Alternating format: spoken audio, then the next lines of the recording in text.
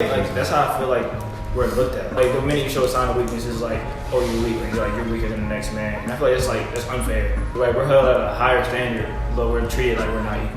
Oh man, so, talk to him. So I just that like that, like I don't know, it's always been like a big issue for me.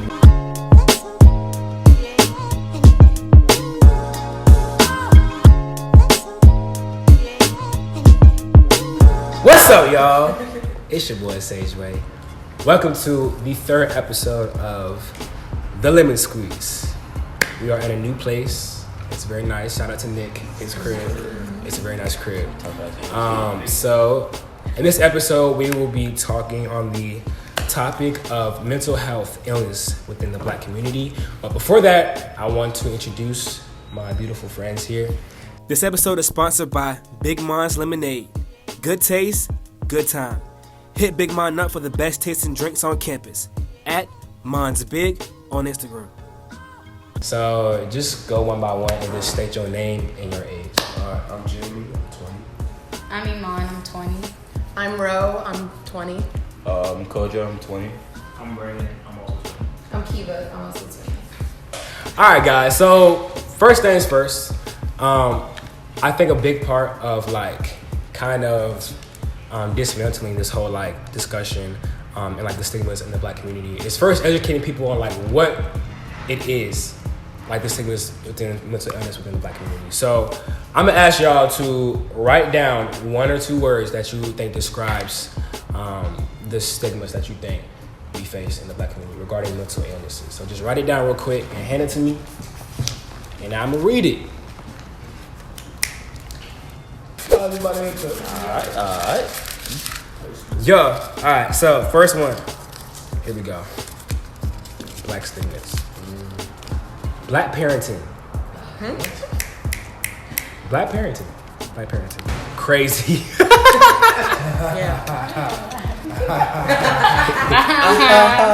Get over it. That's a lie. Talk to him. Over dramatic. Talk to him.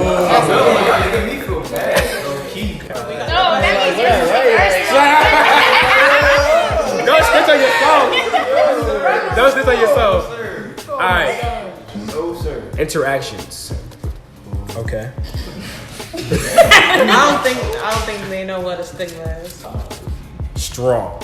Okay, cool. So I'm gonna just go around. Y'all gotta like tell which ones y'all like. But I'm just going around starting with Jamie and just like kind of just give me a rundown on what kind of stigmas we face as far as mental illnesses go.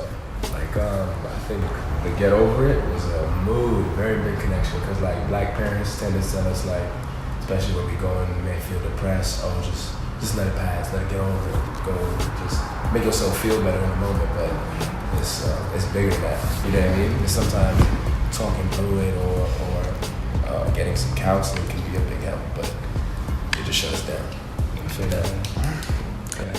Okay, I think it goes further than just Black parents. I think it's just the Black community as a whole. People, like, it's just, I guess, frowned upon to have a mental illness, or it's like you're considered weak, even though I think, if not more severe, I think mental illnesses are the same as a physical illness. And like, if you're not going to judge someone for having like cancer per se, why are we like out here judging people for having a mental illness that's out of their control? So I agree with the get over it statement, because or the over dramatic. It's like, whoa, like I can't control this. I'm like, you're out here telling me to do something I literally cannot do. Mm-hmm. Yeah, I feel that. Yeah.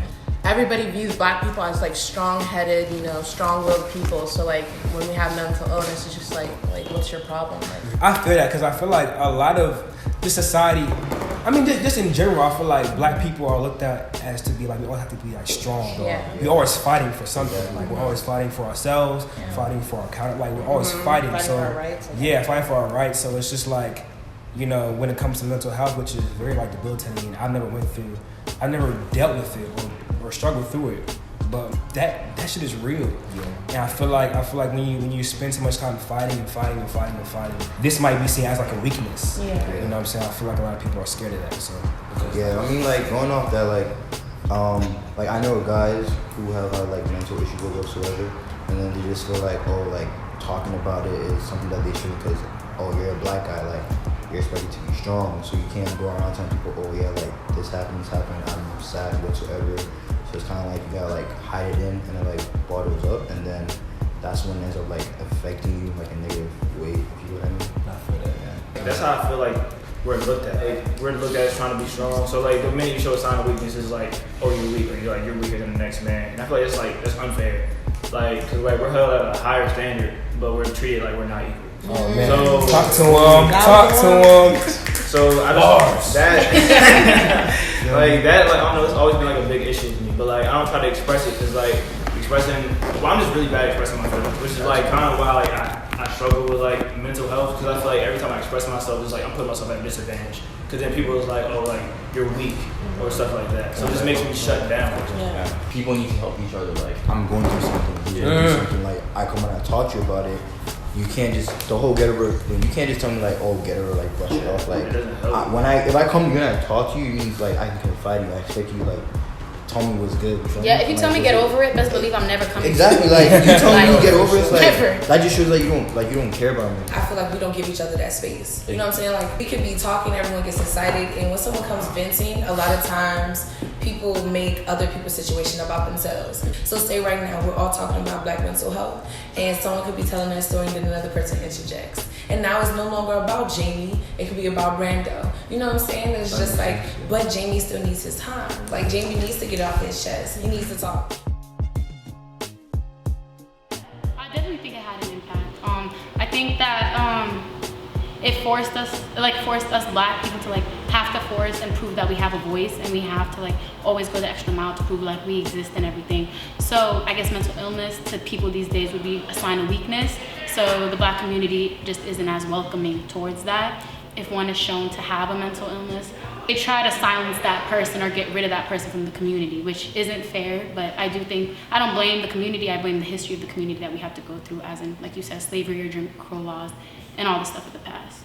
Well, the reason I put black parenting is because I feel like it starts with that. Our parents were the children of some Black Panthers, civil rights activists. Like, they were the ones who had to get over it. They were moving mountains, but they also were kind of creating new ones for us. They say, oh, y'all are weaker, y'all are so sensitive, y'all are hypersensitive generation. I don't think it's necessarily that we're hypersensitive. I think it's the more we're emotionally intelligent than our parents. That's so true. People have built these walls over years. Exactly. That they get into the old age and start breaking it down. And it's stuff that we have to fix all the time. I think there are different in the black communities between men, boys, and kings. The difference between a man is someone who feels like he just provides for his family and that's accomplished. A boy, a grown person walking around here saying that he's a man but making childish decisions and still not making what he needs to do in life. A king, a man who is emotionally intelligent, who can make things shake, who knows what to do to satisfy himself, his family, and all that. With us, I feel bad for the kings in the community because they don't always get that space. We don't give our black kings enough places to be emotional.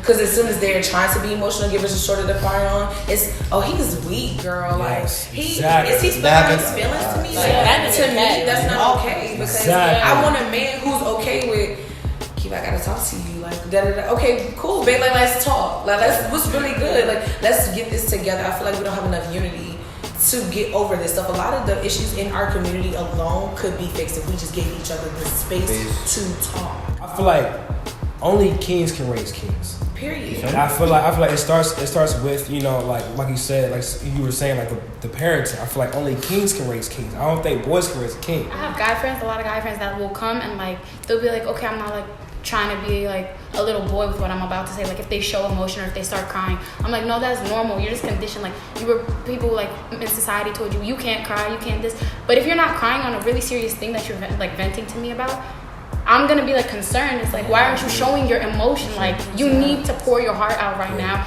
It will help talking. And then like I've had multiple people after they're done talking like, dang, I feel better. Like nothing's changed, but I just said what's on my chest, and now you feel better without in a place without getting judged or without anything. And I just feel like the more awareness people bring to mental illness or mental health, the more accepting the world as a whole will be towards mental illness. Yeah, I am a proud black woman, and I never would change that. Like I know I'm a queen, and that's because the things that I went through, I'm nowhere near perfect by all means. But at the end of the day, I also know that I'm willing to take my issues and my flaws, work on them, and also help and give to like tell other people this is what I went through, but sis is gonna get better. Bro, it's going to get better. You're gonna be better. You know what I'm saying? I'm willing to be that ear, but also having people who are willing to be my ear too. Like thank God for my sisters and my best friends. And I feel like a lot of people, like when it comes to like listening to your friends, a lot of people listen to respond and don't listen to listen. Right. Yeah. Right. I feel like a lot of the things that that kind of go on.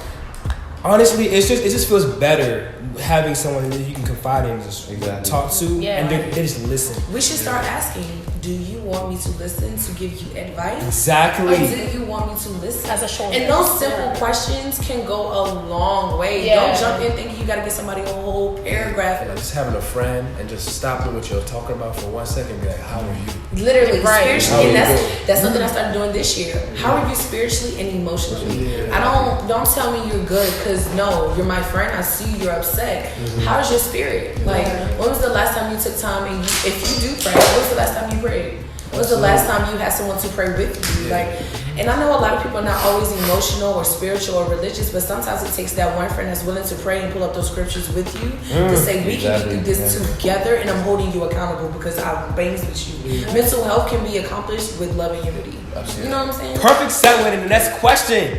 What role does religion play in the state of our mental health in the black community? What role does religion play? I feel like religion is important. For example, I'm a Christian, so like mental health plays like an important part of my life. Whenever I'm going through stuff or whatever, I can like easily go to my parents to talk to them because of our like religion, whatever. Like we're really church based. I would say church is one thing that's also helping me like mental health too, because it's like when I'm going through stuff, church is the one place I can like go to and just like focus on my thoughts and like hold on to it and just, you know, kind of like see how to like better myself.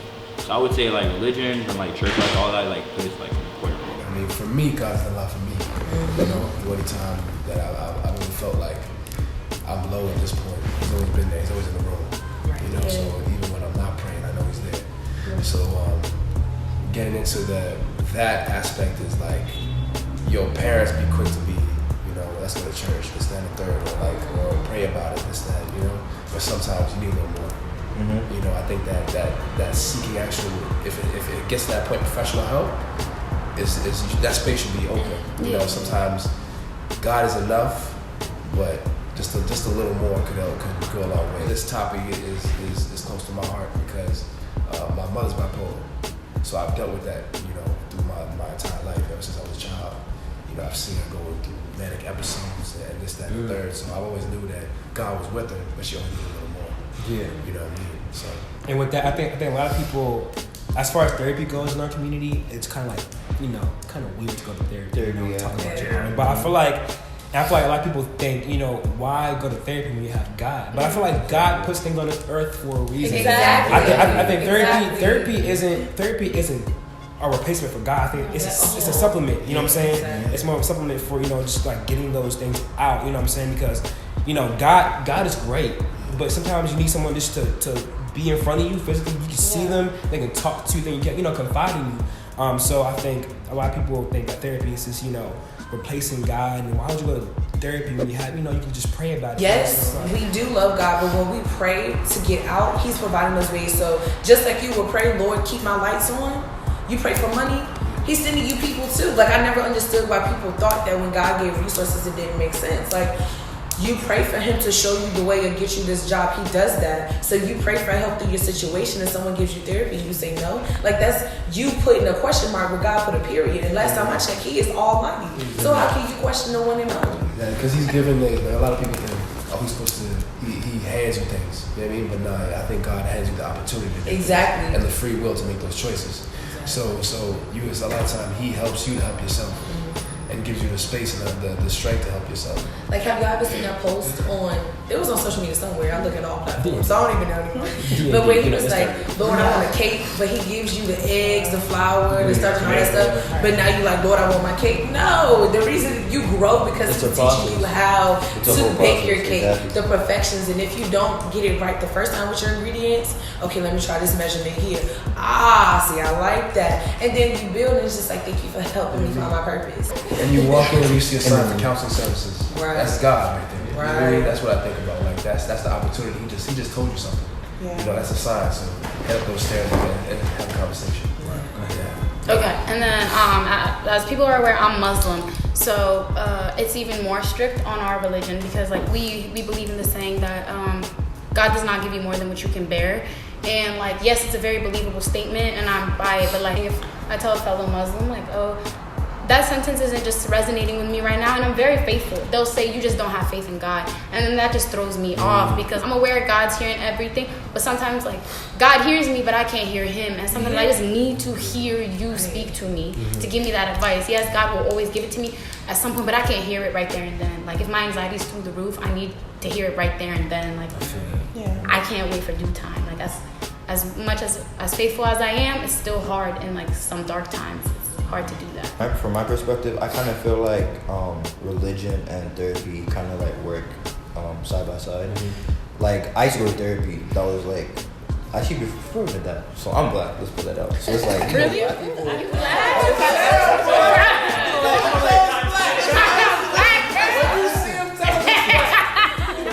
So like, you know how like for example, I'm a black person. I wouldn't want to admit that like, oh, I'm going to therapy. I'm also like, I'm a guy. You a guy too? I wouldn't want to admit that like I'm going to therapy, and that's something that like I never did. Like it was my friend. I never told her I was therapy. That was something like I did, and I just felt like, oh, it's something that she's hide from my friends. But then it was something that like I started to embrace because therapy like helped me realize that like, oh, this is what's wrong with me, and I have someone that I can talk to who can like give me advice, be like, oh, do this, do that. And on top of that too, church I think is a good thing too because therapy helped, but then after a while when I started going to church more often, it was kind of like my relationship with God got like better, and then it was like during the weeks I would just like notice these little things about me, like I'm getting better at this, at that, whatsoever. So I was kind of like, I'm happy because therapy helped me realize what was wrong with me, and I worked on it, and then building my relationship with God was helping me too. And I understand y'all when y'all say stuff like, oh, there might be moments where God's like more responsible, God's not giving it to you. And I just feel like that's where like therapy might also come into play. I'm all for therapy. And then they kind of like work hand in hand. So that's how I see it. Church. The whole thing with going to church and religion, like me, I had a lot of mental issues in the past, and I'm working on them still now. But like my parents, they see it as like why do you need to like go to therapy? Like why don't you just talk to our pastor? Like this and that. And like we've been going to this church like since I've been born for 20 plus years. So I don't want to go to people who I consider like family or whatever, and I've never like told anybody about the things I've been dealing with. I don't want to go to them per se. Like I feel sometimes more comfortable talking to a stranger and just like letting everything out. And then like therapy, I'm African as well, from Sudan, so like there's no such thing as like going to a therapist in Sudan or anything. So when my family back home knows about my issues or whatever I'm dealing with, you're just spoiled. Like you guys have nothing to worry about to the point where like you're just worrying about nothing. Yeah, exactly. And I'm like, what are you talking about? That's not how it goes. There's so many people walking with mental illnesses. They're just like so conditioned to not speak about it that's like Sudan. When I go there, I can see it in people's faces. Like they are struggling, but it's so frowned upon to be speaked about that it's just like us, like I guess first world people are considered spoiled for having a mental illness, and that just never adds up to me. People need to understand that sometimes you need more. You feel me? Like that you need more to like better yourself and do better. Like, once they know that, I feel like with black parenting need to realize that because they went to college at a different time than we did. Like what was happening then may not be happening now, like whatsoever. So I might be going through a lot in college, and maybe that didn't happen to you when you was going through college. And I'm trying to talk to you about it, but you're not trying to understand where I'm coming from. You're just like, get over it, you'll be fine. Like, that's why black parents be calling us over dramatic and all these things, because they're like, oh, I provide a roof over your head, you got food on the table. They love a roof over your head. They love saying that. Work with immigrant parents. African and Caribbean parents? Listen, both my parents are from Liberia, and their main concern is like the people would have loved to be over here in America, living their best life, getting an education, all this stuff. Wow, that's so true. That is so true. Like you think like, damn, I can't even tell them what's going on because they're gonna think I'm ungrateful or like, you know. But I just want to say there are some mental illnesses that like it's literally an imbalance in your brain. Yeah, like you chemical, literally cannot control that. It's like, how are you gonna say I'm not thankful for all of this? Obviously I'm thankful, but there's an imbalance in my brain. Like it's like the same medication I have to take if I had cancer. Are you gonna say I'm not thankful? No, I'm thankful, but I need to take medicine to get better. It's literally out of my hands. Like, you think I would like to sit here and cry for no reason? That makes no sense. Nobody would choose to do that on their free time. Because screaming and crying is something I definitely love to do. Exactly. Or get anxious for no reason, or someone's yelling and then I'm sitting there like, oh, cool. Like, no, that's not gonna happen. Like, I feel like parents define that as like you being like grateful or not, like you being like thankful or like rich, so to say, like quote unquote. But it's like you can still be rich but be poor inside. So it's like, and, like I've been dealing with that like a lot. So like I remember this summer, like I struggled with it like heavily. Like I would walk past the counseling office and like just double take, just look and just be like, just like turn around, see people like looking at me go in there or whatnot, and just like just walk right past. Cause like I don't want to be like seen going in there like seeing that like the stigma like I'm crazy or something. But it's like in reality I just need somebody to talk to. Cause like I've always dealt with the struggle of like I don't want to bring my friends into a burden, but like they've always told me like it's not a burden, but it's like I always feel like I don't want to put my issues on somebody else because like everybody's going through something. So like me putting my burden on somebody else is like I'm not helping you with that. It's like I would rather like, and it's bad because like I'd rather just bite the bullet myself and just try to deal with it, which is not healthy at all. Like I'm not gonna say that. But like I don't want to like sit there and like hinder somebody else. But as a friend, I hate when people say that. As a friend,